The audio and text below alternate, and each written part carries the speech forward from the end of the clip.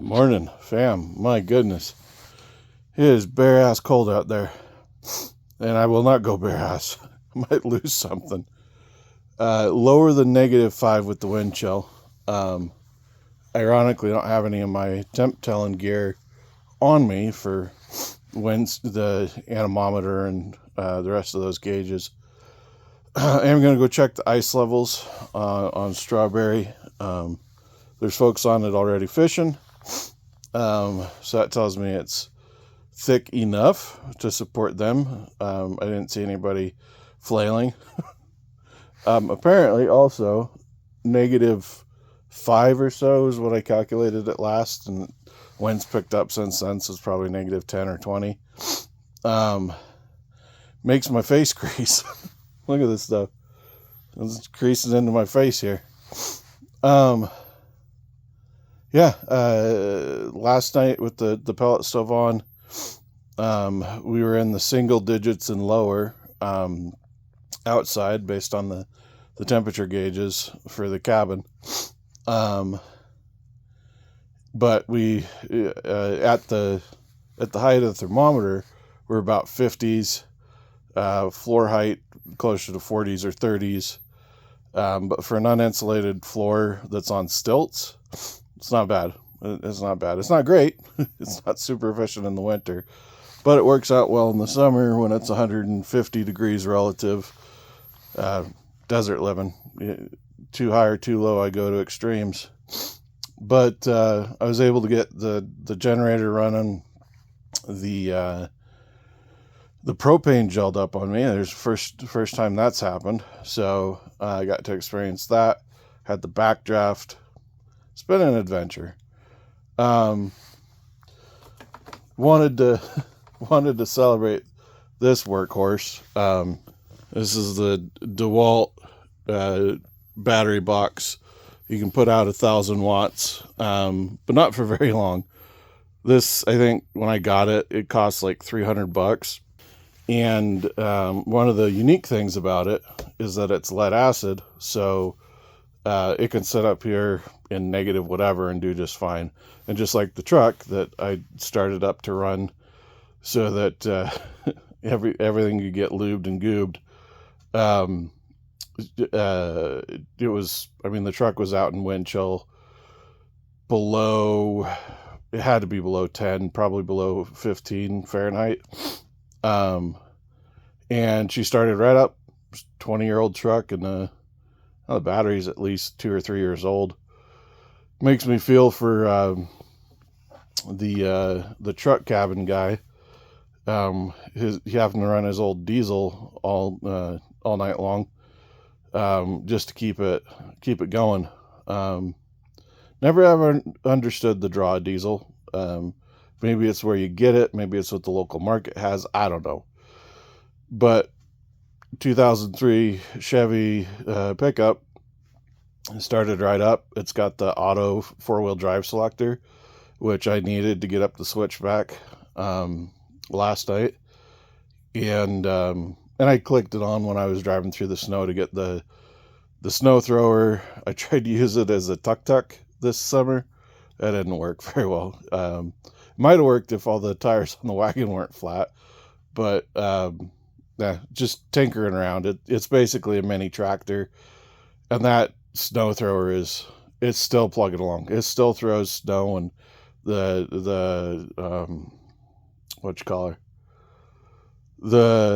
traction drive in it, the power drive in it still works great, and it is a manual transmission on it, so you can get up to it's like 4 forward speeds and 2 backward speeds. So pretty good little machine. I think I got a rock stuck in it because I was just playing around with it in the snow. Hopefully it was sandstone. If it was slate, I might have busted a pin, but I got plenty of those up here. I got to make sure they're shear pins though, because I'd much rather replace a shear pin than a blade in that. Good news is I saw a couple of them on Facebook Marketplace. It's a great place to get stuff out here in the country.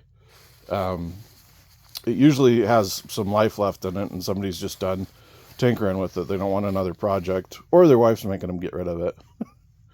It's the plight of any man who tinkers. I'm blowing my nose. Give me a second. Yeah, my nose finally started running.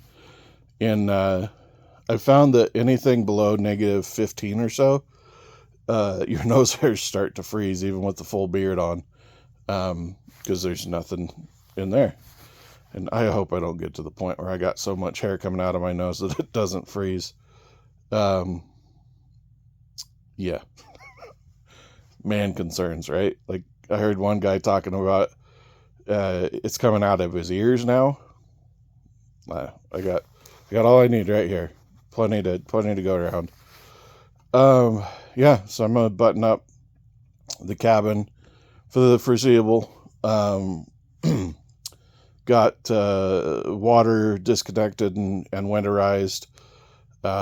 We've got some bitter cold overnights, and ironically, the utility room where you most need the insulation had a pack rat in it this summer, so I had to rip all the insulation out because it was covered in piss and shit and dander and hantavirus and whatever else, I'm sure.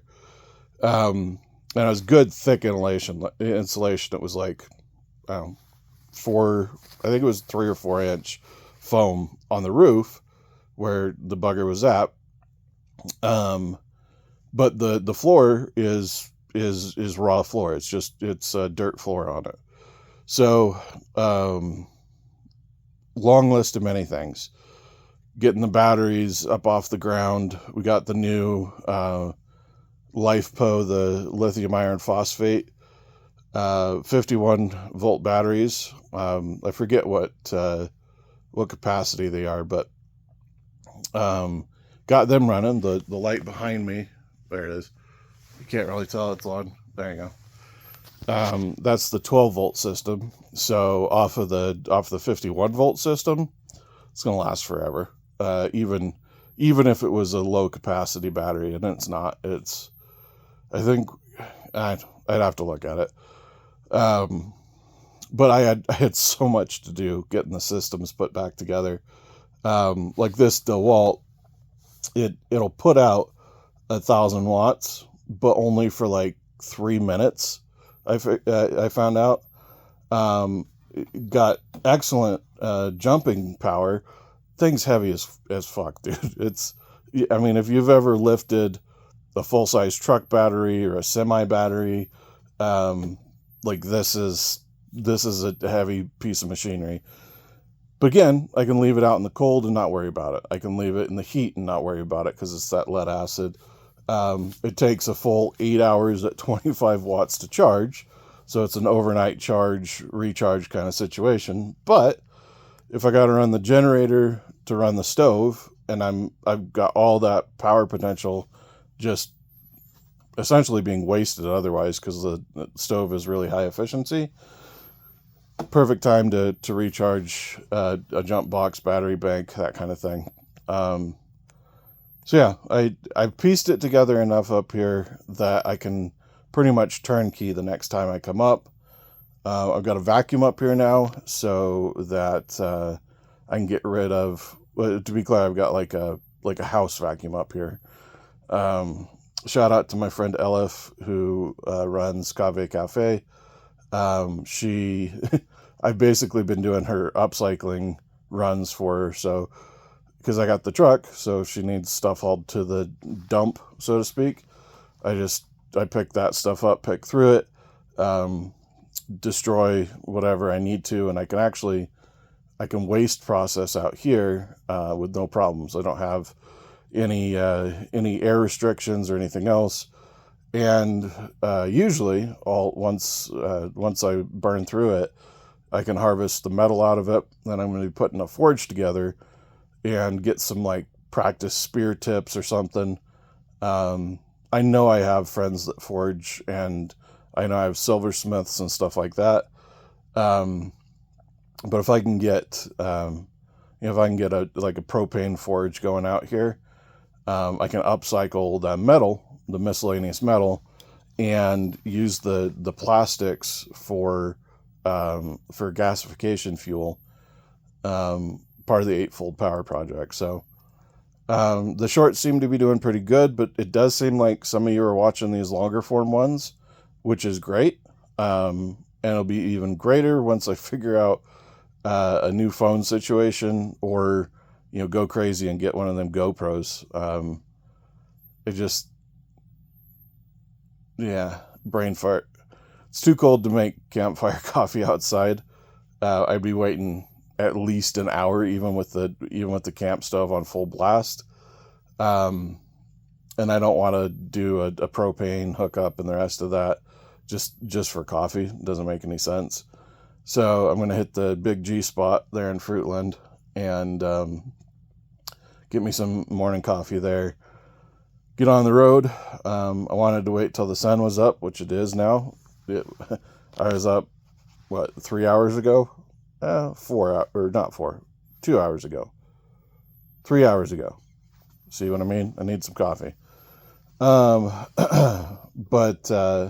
like I said, I made some amazing progress from the shit show it was when the way my camp host left it. Like, we got to have a serious conversation. That does not work. Yeah.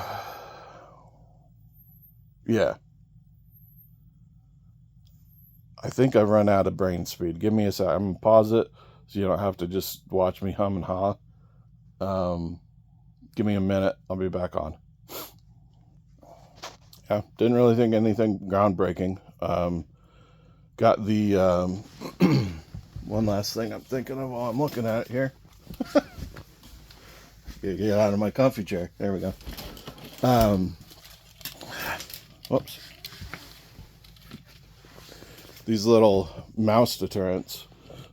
It's one thing I'm going to do before I leave is hook it up to this is a little project battery from Harbor Freight. These were the batteries that the cabin came with. Most of them have severely lost capacity. And I don't know if that was because of the EMP from the lightning strike, or they're just, shit, this one's 5 years old and it's in, extreme conditions, left for months on end. Since we got the property, they were using them full time before that. So just, it's a lead acid. So, and it's a deep cycle, marine battery, they call them. I don't know if that makes it more waterproof, but, what am I trying to say? I'm telling you, I'm brain farting. I'll be back in a second once I get my brain about me. Yeah, I realized that I am pretty dehydrated from last night. I use a CPAP. All the more reason to have good, reliable power sources. I've got the EcoFlow River up here, just the little one. The little 1300 watt, and it is great. I love it. It's got a flat top, so you can put the glasses or whatever else on it. It's got the DC barrel plug, the fast charge plugs for USB-A and USB-C. It's got solar input to it. What else has it got? It's got all sorts of things, and everything that I need. Plus, it's a carryable weight. And unlike the Jackeries, which have got the handle on top, which means you can't stack anything on it, you can't load it into anything else. I don't like the Jackeries. People go nuts about the Jackeries, and Jackeries does sponsorships for them, but I'm not a fan. So the EcoFlow, it's not my number one pick, but it came with the solar package we got for the Sweet Creek property. So got that one, and then a 3900 watt big boy EcoFlow Delta Pro at the house. All that to say, I'm dehydrated. I need coffee, and I'm going to hook this up before I head out. I got a 4-pack off of Amazon, and it's I forget where the box is, but it's basically like RV, boat, pickup, mouse deterrent or something like that. If you guys are interested, I can find the link for it and put it in the description. It's not sponsored, but it seems to work pretty well, and it goes well with a 12-volt standalone battery. So I've got one in the utility room that's been going the whole time I've been here. Like I said, it sounded like there was a little bit of traffic while I was here, but even with the heat running, the water, I haven't heard or seen a definite sign of mouse or squirrel inside the cabin, which ironically is what they get into. They don't get into the camper, they don't get into the outbuildings, the workshop or the shed. But since bless them, the artists that built this place, expanded this place, they're not engineers. So it's not thermal efficient. It's not put together without holes. So there's a bunch of holes, and it just takes, I think all they got to do is get their head through, and a squirrel or a mouse or a big old pack rat like we had can get through. So this is already going to take a while to upload, so I'm just going to stop it here.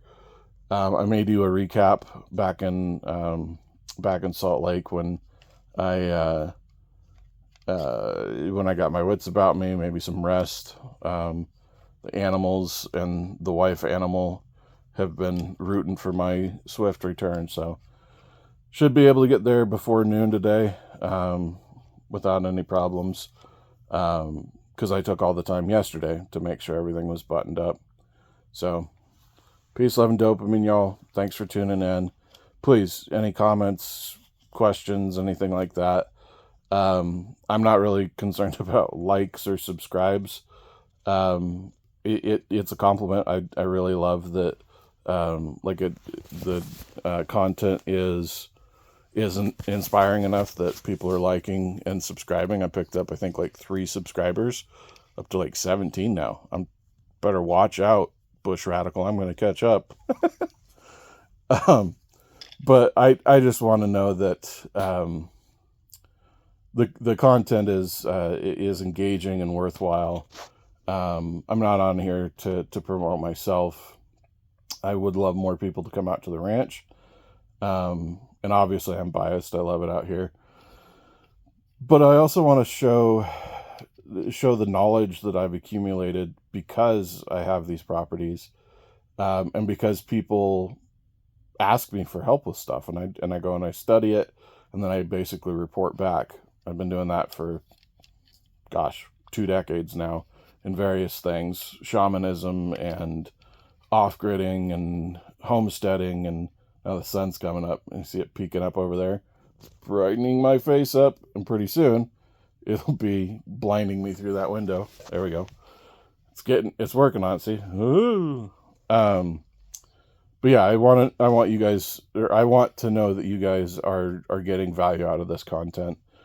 Monetizing the channel would be great sometime in the future. Sponsorships would be great sometime in the future. But I'm not gonna wait for YouTube and its crazy algorithms, or some of the manufacturers of the stuff that I use, like BioLite, and I love BioLite. Solar Stove's okay, but they don't need my help because they got Snoop Dogg helping them out. So, but BioLite does really great work, and I want people to know about them and use them. Some of the things that sun has got me seeing sunspots, so it's about time to load up, get the sunglasses on so that I can keep plugging away. Thanks for tuning in, especially if you watch this all the way through. Pieces. I got zip ties in my hand. Peace, love, and dopamine, y'all. Appreciate you, and I'll check you on the flip side. Bye.